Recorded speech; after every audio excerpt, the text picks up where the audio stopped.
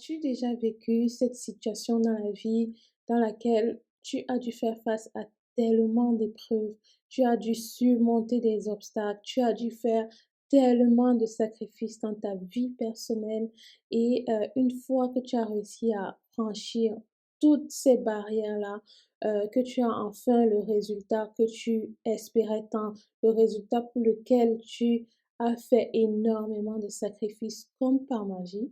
Il y a des gens qui arrivent devant toi alors qu'ils ont justement le résultat de tes efforts en face d'eux. Ces personnes-là te disent, oh là là, qu'est-ce que tu es chanceuse. Et moi, la plus belle phrase encore que j'ai eu à écouter, je ne m'y attendais pas du tout, c'était, qu'est-ce que Dieu t'aime.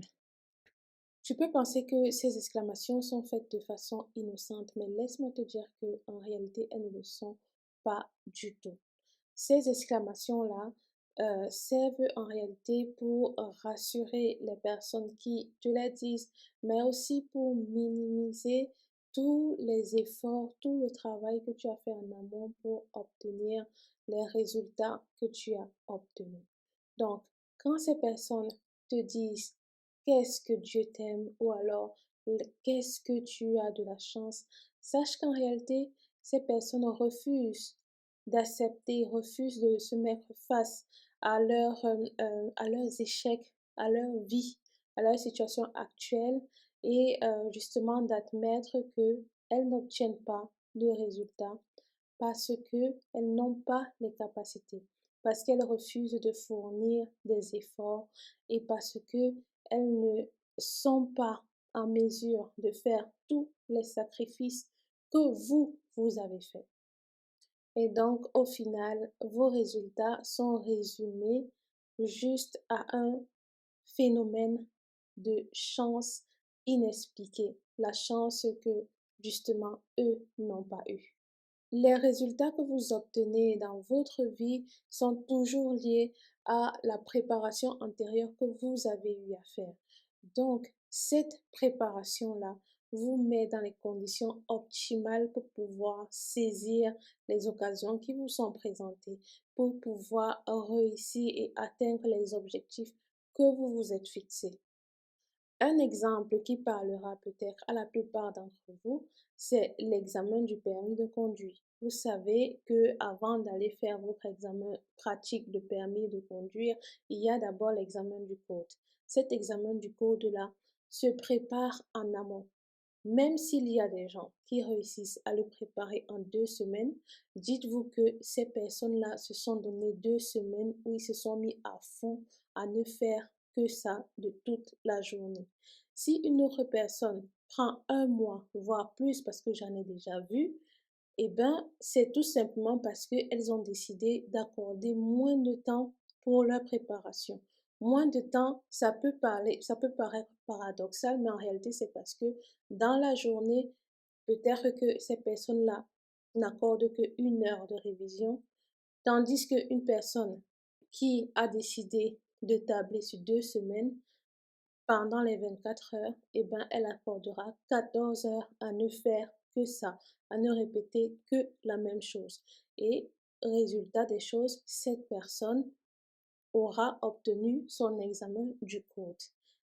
Vous verrez des personnes qui vont vous dire, moi j'en ai déjà vu, qui vous diront, malheureusement pour moi, j'ai pas de chance. À chaque fois que je vais à mon examen du code, je ne sais pas pourquoi, mais je ne réussis pas. Je l'ai déjà fait 5 fois, 8 fois, mais en réalité, c'est impossible, à moins que tu sois illettré.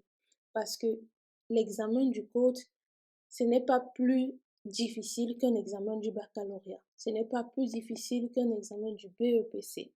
Donc, si ton examen du BEPC, tu as réussi à l'obtenir, l'examen du code est encore beaucoup plus facile parce que là, il s'agit de réviser des questions qui ont déjà été préparées avec des réponses à l'appui. Donc, ce sont des QCM où tu t'assois, tu ne fais que la même chose. Tu remarques les questions qui pour toi te semblent difficiles et tu les regrettes encore et encore et encore. Dans ce cas-ci, la chance, elle n'existe pas. Tout comme pour l'examen pratique, avant d'aller à ton examen pratique, tu auras un moniteur qui va te préparer à cet examen-là. Il va te faire faire des heures de conduite encore et encore pour corriger toutes les erreurs que tu peux faire. Et comme ça, éviter que le jour de l'examen, que tu commettes ces erreurs-là qui puissent être fatales, justement, pour toi.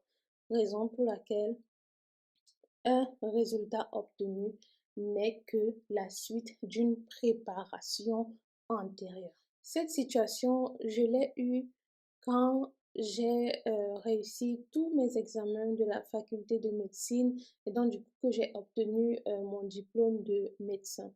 Mais sauf que justement, ce qui était marquant, c'était que pour ma dernière année, j'avais accumulé tellement de matières que je me suis retrouvée avec 14 matières à devoir réussir en 9 mois si je voulais rester dans les temps. Donc, quand j'ai fait tout ça et que je me suis mise face à mes échecs antérieurs et que je voulais passer d'échec à la réussite, j'ai établi un plan qui a été bénéfique, qui m'a été bénéfique. Et au final, j'ai donc réussi tout ça au prix d'énormément de sacrifices, au prix de mes heures de sommeil. Donc moi qui dormais 8 heures par jour, je me suis retrouvée à dormir 4 heures par jour. Moi qui mangeais avec plaisir, je ne mangeais que par nécessité. Donc réellement, quand je sentais que l'âge atteignait un point où je ne pouvais plus tenir, c'est là que je mangeais. Je passais toutes mes journées à la bibliothèque à ne faire que la même chose, réviser, réviser, réviser et réviser. Et savoir que j'avais fait tous ces efforts-là, que j'obtiens mon diplôme pour qu'au final on me dise qu'est-ce que Dieu t'aime ou alors qu'est-ce que tu es chanceuse. Ça, je ne l'ai pas bien pris. Bien évidemment, je ne l'ai pas exprimé comme ça directement devant ceux qui me le disaient. Mais pour moi, il était clair que c'était une façon de minimiser tous les sacrifices que j'avais fait en amont. Parce qu'une chose est de féliciter quelqu'un en disant bravo pour ton travail et une autre est de dire qu'est-ce que tu es chanceuse. Parce qu'au final, cette phrase-là revient à dire que toi, tu es chanceuse, tu réussis parce que tu es chanceuse et moi, je ne réussis pas parce que je n'ai pas assez de chance. Chose qui n'est pas vraie.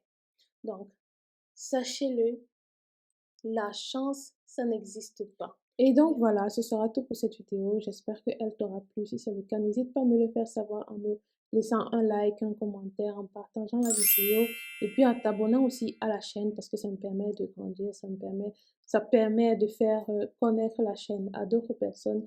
Et puis, on se dit à très bientôt sur cette chaîne pour de futures vidéos. Bisous. Mouah.